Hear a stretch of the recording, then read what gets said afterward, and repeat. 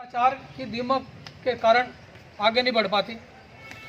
और तो हमारा जो कहना है कि जिन वीर सपूतों ने देश के लिए बलिदान दिया उनके परिवार को राष्ट्रीय परिवार का दर्जा मिले और उनको सम्मान मिले, और जो पेंशन मिल रही है उस परिवार को वह बड़ी अपमानजनक मानता हूँ मैं।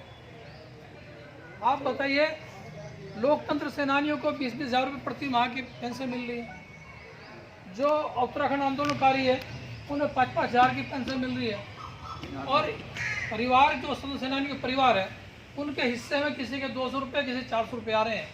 तो इससे शर्मनाक स्थिति क्या होगी। तो कम से कम सरकार को ये पेंशन बांट लेनी चाहिए कि साहब अगर 4 लड़के तो 4 जगह पेंशन बढ़ जाएगी, बल्कि सबको बराबर पेंशन मिलनी चाहिए। अगर 4 लड़के चारों को 5-5 हज़ार मिलनी चाहिए। अगर 5 हज़ार भी आप दे रहे हैं, पेंशन का भी बढ़ती नहीं है इस पे। तो ये मजाक हो रहा है स्वतंत्र सेनानियों के साथ में, और इसके लिए मैं आदरणीय अध्यक्ष जी से भी निवेदन करूंगा कि एक प्रस्ताव सरकार को जाना चाहिए कि हमारे साथ मजाक न करें। और जो आज़ादी का अमृत महोत्सव अभी अगस्त में समाप्त हो रहा है, इसमें ये घोषणा जरूर करा दो कि जो सीनियर सिटीजनों को जो रेल में सुविधा थी वो ख़त्म कर दी। स्वतंत्र सेनानियों की हालत अब मुझे लग रहा है कि जब कभी भी बंद कर सकते हैं लोग।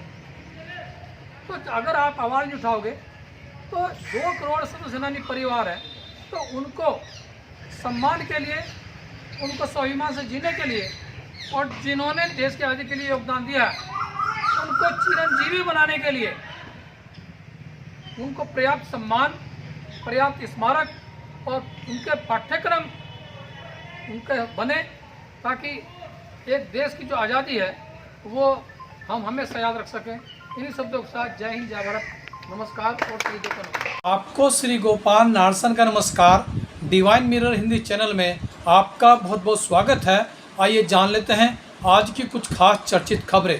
जैसा कि आप देख रहे हैं, स्वतंत्र सेनानी उत्तराधिकारी परिवारों ने प्रत्येक माह के प्रथम रविवार को 10 बजे 10 मिनट अपने पूर्वजों के नाम कार्यक्रम अंतर्गत देश भर में शहीदों, वीरांगनाओं व स्वतंत्र सेनानियों की राष्ट्रभक्ति को याद कर उनका भावपूर्ण स्मरण किया है। हरिद्वार ऋषिकुल आयुर्वेदिक कॉलेज परिसर में अमर शहीद जगदीश प्रसाद वत्स की प्रतिमा को पुष्पांजलि अर्पित करने के साथ ही रुड़की सुनहरा वटवृक्ष शहीद स्मारक पर, ब्लॉक परिसर में स्वतंत्र सेनानी स्मारक पर व कुंजा बहादुरपुर व भगवानपुर में भी शहीदों को नमन किया गया। हरिद्वार में महासचिव जितेंद्र रघुवंशी, रुड़की में देशबंधु व भगवानपुर में सुरेंद्र सैनी के नेतृत्व में उक्त कार्यक्रम संपन्न हुए। प्रधानमंत्री नरेंद्र मोदी 22 जून को अमेरिकी संसद के संयुक्त सत्र को संबोधित करेंगे। इस दौरान वे भारत के भविष्य की दृष्टि को लेकर भी व्याख्यान दे सकते हैं। साथ ही वैश्विक चुनौतियों को लेकर भी उनका उद्बोधन हो सकता है। कांग्रेस के वरिष्ठ नेता रणदीप सुरजेवाला के विरुद्ध वाराणसी की MP MLA कोर्ट ने गैर जमानती वारंट जारी कर उन्हें 9 जून तक कोर्ट में पेश करने का आदेश दिया है। वे 23 साल पुराने एक विरोध प्रदर्शन व सरकारी संपत्ति को क्षति पहुंचाने वाले मामले में हाजिर नहीं हो रहे थे। दिल्ली NCR में तापमान बढ़ने के बाद आज फिर तेज हवाओं के साथ झमाझम बारिश हुई, जिसके बाद तापमान में गिरावट दर्ज की गई और मौसम खुशनुमा हो गया। पश्चिमी विक्षोभ के कारण दिल्ली में अभी भी हल्की बारिश के आसार बने रह सकते हैं। हरिद्वार के जिलाधिकारी धीराज सिंह गबियाल हर की पौड़ी की पवित्रता बनाए रखने व तीर्थयात्रियों को पर्याप्त सुविधा उपलब्ध कराने का प्लान तैयार कर रहे हैं, जिसके तहत हर की पौड़ी के प्रत्येक घाट पर बिना जूते चप्पल पहने प्रवेश देने व इसके लिए कई जूता स्टॉल खोलने की जहाँ कार्य योजना तैयार की जा रही है, वहीं घाटों तक पहुँचने के लिए तीर्थयात्रियों को गर्मी व ठंड के मौसम में पैदल मार्ग पर कालीन बिछाने की भी योजना बनाई जा रही है। उत्तराखंड ग्रामीण बैंक से एक खाता धारक की 5 लाख रुपए की धनराशि निकालने का षड्यंत्र बैंक के ही संविदा कर्मचारी ने बुना था। पुलिस ने जमालपुर कला के खाता धारक रतन सिंह की शिकायत पर निकासी फार्म पर फर्जी हस्ताक्षर कर 5 लाख रुपए खाते से निकालने वाले आरोपी संविदा कर्मी सन्नी कुमार को गिरफ्तार कर लिया है। इस षड्यंत्र में उसके कई साथी शामिल रहे। रुड़की के देवाश्रम में बच्चों में अच्छे संस्कार को लेकर आयोजित कार्यशाला में बच्चों को चरित्र निर्माण की सीख दी गई। वहीं अभिभावकों को भी एक विशेष सत्र के जरिए बच्चों के पालन पोषण व व्यवहार को लेकर सकारात्मक टिप्स दी गई। प्रेरक वक्ता के रूप में डॉक्टर नवनीत अरोड़ा का वीडियो उद्बोधन सराहनीय रहा। देखिए इसी कार्यक्रम पर एक झलक। कि आपने कुछ भी बच्चे से कहा पहले मना ही कर देना, उठ जा नहीं, खा ले नहीं, पढ़ ले नहीं, जा नहीं, आ नहीं, हर जगह ना पहले है, उसमें डिबेट नहीं है, डिस्कशन नहीं है, इंस्ट्रक्शन मानने की बात ही नहीं। तो इस तरह से ये ऑर्डर हम सही मान लें, वैसे इसमें भी हर जगह आपको परिवर्तन दिखाई देगा, डिफरेंस दिखाई देगा। कहीं कोई स्टेज है अभी भी, किन परिवारों में डिनाइल है, कहीं में डिबेट हो रही है, अभी भी कहीं डिस्कशन हो रहा है, शायद कहीं अभी भी इंस्ट्रक्शन चल रही हो। चारों स्थितियां हो सकती हैं।